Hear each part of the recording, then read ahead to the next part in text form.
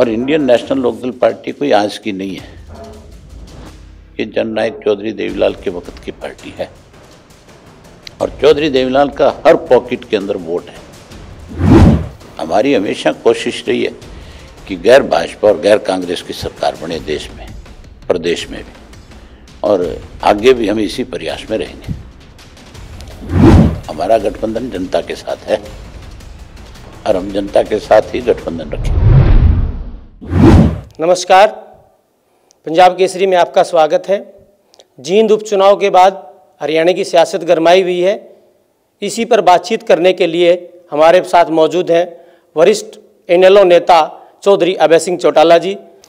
सही साहब, पंजाब केसरी में आपका स्वागत है। बहुत धन्यवाद आपका। सही साहब, आज चंडीगढ़ में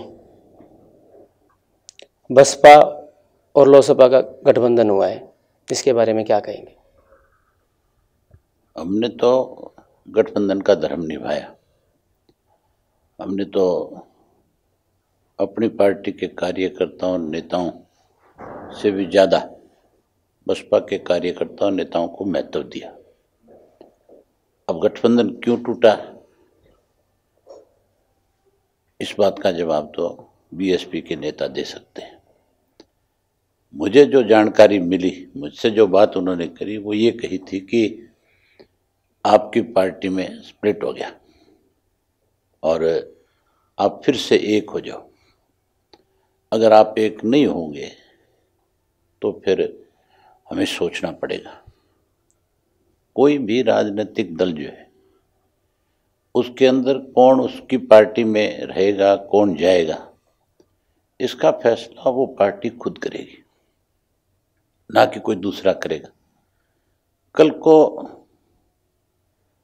किसी और राजनीतिक दल के साथ गठबंधन हो बीएसपी का, और वो दूसरी पार्टी के नेता, चाहे वो कांग्रेस, समाजवादी पार्टी या कोई भी राजनीतिक दल, अगर वो कल को ये शर्त लगाए कि आपकी पार्टी से फलां लोग बाहर चले गए थे, आप उन सबको शामिल करो, फिर हम आपसे गठजोड़ करेंगे, तो ये संभव नहीं है। मैं इस चीज़ को सही नहीं मानता कि इस बात के ऊपर उन्हें अपना सब गठबंधन जो है हमारे से अलग होकर के किसी और के साथ करना। ये हो सकता है कोई उनकी राजनीतिक मजबूरी हो, या उन्होंने ये सोच लिया हो कि हमें उस पार्टी के साथ जाने से कुछ ज़्यादा बड़ा फायदा मिल जाएगा। लेकिन कम से कम जाने से पहले उन्हें खुल करके हमें ये बात बतानी चाहिए थी कि हम इसलिए आपको छोड़ करके जा रहे हैं। चौटाला साहब जेल से आ गए हैं, तो बसपा नेता बोल रहे थे कि चौटाला साहब के आने के बाद में एक बातचीत होगी, वो बातचीत नहीं हुई क्या आज? ना, कोई बातचीत नहीं हुई। चौटाला साहब कल शाम को आए और कल रात को ही उन्होंने फैसला ले लिया था। उनके आने से पहले ये फैसला कर चुके थे कि हम आपसे अलग हट करके किसी और के साथ जाएंगे। गठबंधन जो हुआ है, आप क्या मानते हो कि इसका क्या असर पड़ेगा हरियाणा की राजनीति पे?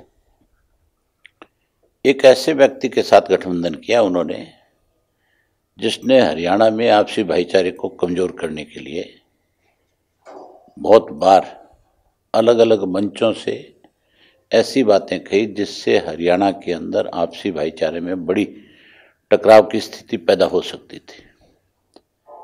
उनकी सोच ये थी किसी तरीके से आपस में लोगों को लड़ाया जाए और लड़ा करके कहीं ना कहीं अपना एक वोट बैंक खड़ा कर दिया जाए। ऐसे लोग जो है, जो इस तरह की राजनीति करते हैं, आप मानकर चलो 100% उनका हर्ष बुरा होता है। लोकसभा के चुनाव नज़दीक है, मैं नहीं मान सकता इस बात को, इस गठबंधन की कोई एक भी सीट आ जाए। सीट तो दूर की बात है, राजकुमार सैनी जैसे व्यक्ति के साथ जाने के बाद जमानत भी नहीं बच रही। चौटाला साहब बाहर आ गए, देहात में घूमेंगे, शहरों में घूमेंगे, आप साथ रहेंगे, कोई बड़ी रैली करने की मंशा है?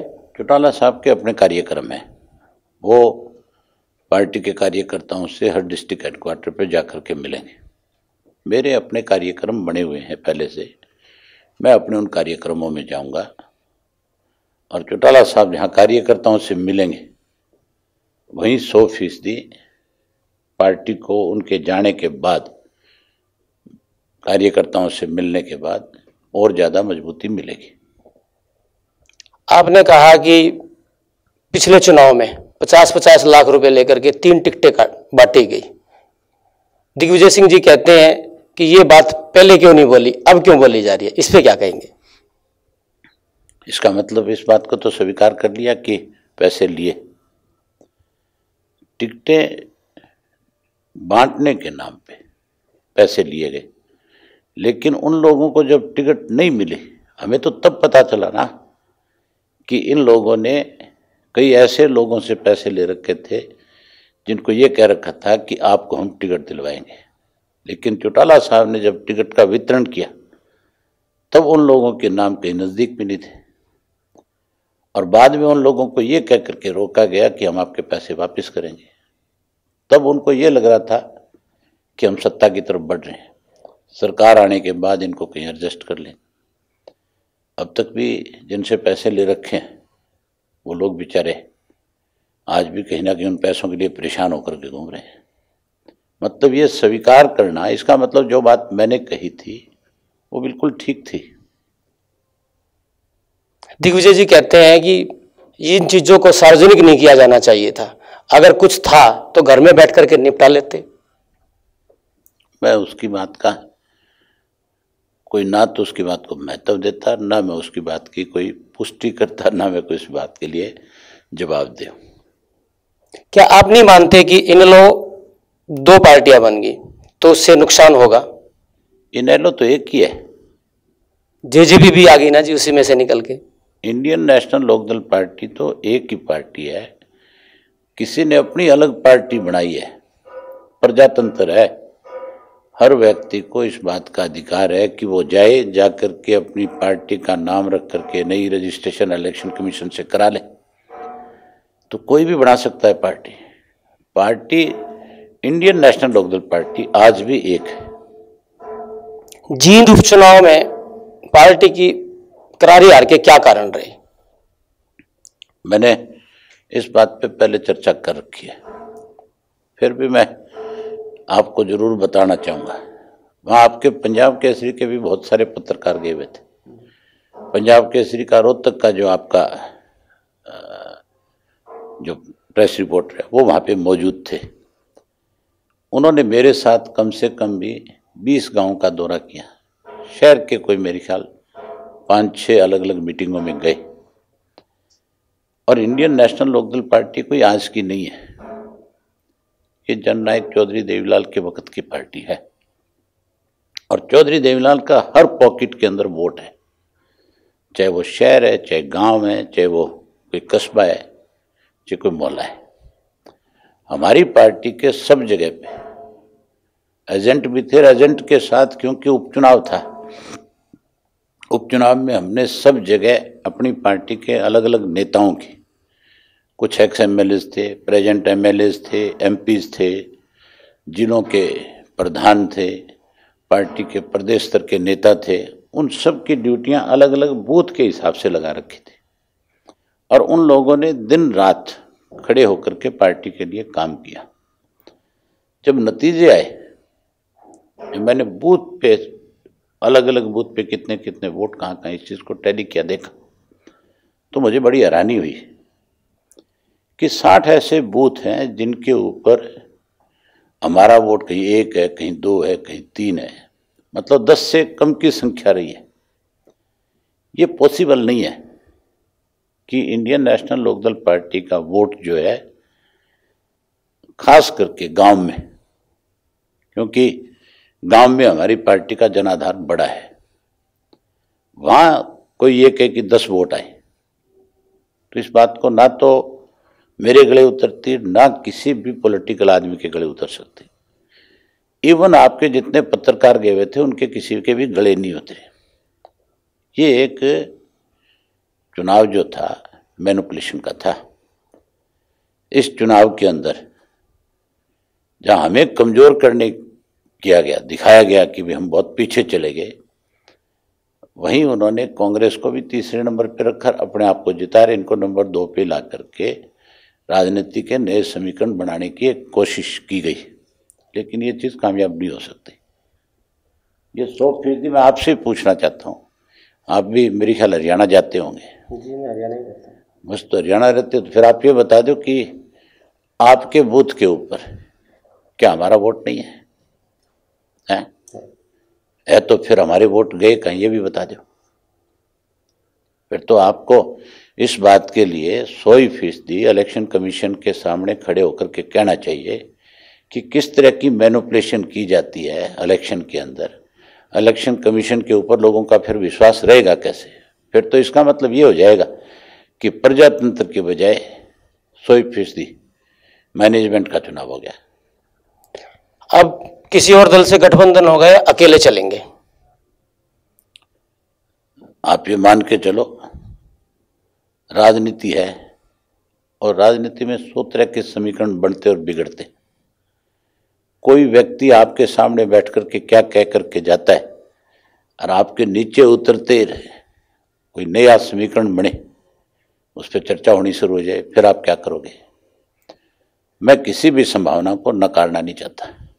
तो उसमें भाजपा से गठबंधन हो सकता है? नहीं, आपने ये मान लिया कि हमारा वहां गठबंधन खत्म हो गया तो हम यहां कर लेंगे। हमारा गठबंधन जनता के साथ है और हम जनता के साथ ही गठबंधन रखेंगे। तो सब लोकसभा चुनाव के दौरान अगर आपकी पार्टी 2, 3, 4 सीटें जीतती है, किसको समर्थन देंगे? कांग्रेस को देंगे या भाजपा को देंगे? किसको प्रधानमंत्री के रूप में आप पसंद करेंगे? समीकरण देखेंगे उस वक्त, देश के क्या समीकरण बनते हैं, कौन व्यक्ति देश का प्रधानमंत्री बनता है, किसको लोग सत्ता में लाने के लिए तत्पर है। आज की तारीख में भारतीय जनता पार्टी की हालत खराब है, वहीं कांग्रेस का भी कोई ग्राफ बढ़ा हुआ नहीं है। 100% मान के चलो, कोई ऐसे समीकरण बन सकते हैं इस देश में कि इलेक्शन के बाद कोई एक थर्ड फ्रंट बन जाए और थर्ड फ्रंट बनने के बाद किसी व्यक्ति का नाम आगे आ सकता है। आप भी थर्ड फ्रंट में, आप कोशिशें चौधरी देवीलाल जी ने भी की, ओम प्रकाश चौटाला ने भी की, तो क्या आप भी इस तरह की कोशिशें जारी रखेंगे? हमारी हमेशा कोशिश रही है कि गैर भाजपा और गैर कांग्रेस की सरकार बने देश में, प्रदेश में भी, और आगे भी हम इसी प्रयास में रहेंगे। कहते हैं कि इनेलो का गांव में जनाधार है, शहरों में नहीं है। आपके पास में एक सीट थी जींद की, वो भी आपसे छिन गई, क्या कहेंगे? क्यों जींद की? क्यों? सरसा की सीट किसकी है जिसमें शहरी मतदाता 1.5 लाख है, ग्रामीण सारा 50,000 है। उसके अलहदा फरीदाबाद की जो सीट थी वो तो सारी शहरी सीट थी NIT की, वो भी हम जीत के आए थे। ये एक प्रचार है हमारे खिलाफ, और ये प्रचार कोई आपका नहीं है, ये प्रचार कांग्रेस ने शुरू दिन से रखा और बीजेपी ने भी इस बात को बढ़ावा दिया। बीजेपी ने अपने आप को शहरों की पार्टी बनाया, वहीं हमें ये कहा कि गांव की पार्टी है। कांग्रेस ने भी हमेशा इंडियन नेशनल लोकदल पार्टी को ग्रामीण पार्टी बताया, लेकिन हमारी तो शहरों में हमेशा सीटें आती रही है। कुरुक्षेत्र हम जीतते रहे हैं, यमुनानगर हम जीत करके आए हैं जो टोटल शहरी सीट है, फरीदाबाद हमने जीती है, सरसा जीती है, जींद जीता है, सोनीपत जीते हैं, अनेक बार अनेक सीटें जीते हैं। लोकसभा की 10 की 10 सीट भी हमने जीती है। बीजेपी और हमारा गठबंधन था, 10 की 10 लोकसभा की सीटें भी जीत करके आए थे। एक बार बीजेपी से, कांग्रेस से, सबसे अलग हट करके हमने चुनाव लड़ा था, उस वक्त भी हमारे 4 मेंबर पार्लियामेंट जीत करके आए थे, तो वहाँ शहरी मतदाता नहीं था। ये केवल प्रचार है, प्रचार करके लोगों में एक भावना इस तरह की बनाने की कोशिश है। अभी ये तो देहात तक सीमित है। ऐसी ही राजनीतिक खबरों के लिए हमारे साथ जुड़े रहिए। मैं शशिकांत शर्मा, पंजाब केसरी, दिल्ली के लिए।